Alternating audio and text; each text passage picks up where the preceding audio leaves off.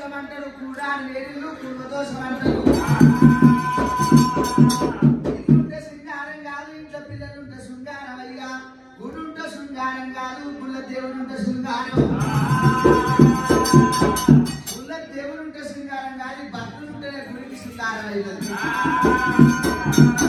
ప్రాణేశ్వర ఈ మధ్యలో పుట్టింది పేరు పెట్టమంటే మధ్యలో పుట్టింది మా పేరు మామూలు పేరు పెట్టింది.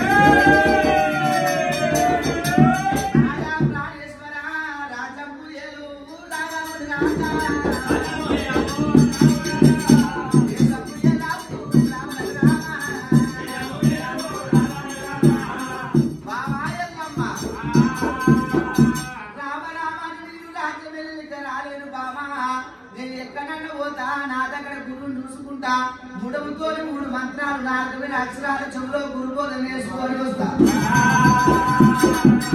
కడప దాటుతుంటే కన్నతల్లి తినరాటు కావాలి, ఇంట్లోకెళ్ళి బయటకు వెళ్తుంటే ఇంటి ఇల్లాలు తినరాటు కావాలి.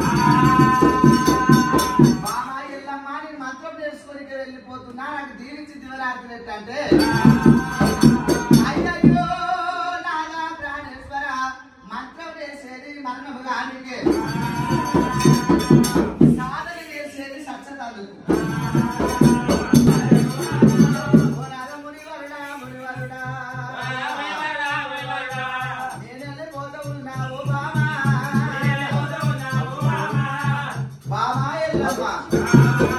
నువ్వు మేలు కోరమంటే నాకు సాగుతూ కోరినవు బామా.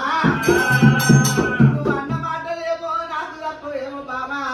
నాకేమో అయిందంటే కాలుకున్న మెట్టలు వలిగిపోతాయి, పెట్టుకున్న శివజాలి కొట్టు రాలిపోతాయి, చేయకున్న చంద్రపూరి గాజులు వలిగిపోతాయి,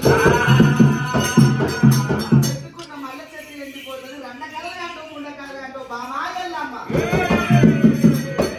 నాదా ప్రాణేశ్వర చెంట వచ్చి కొట్టు రాలిపోతుంది, సావకుండా సత్యనమ్మటవా.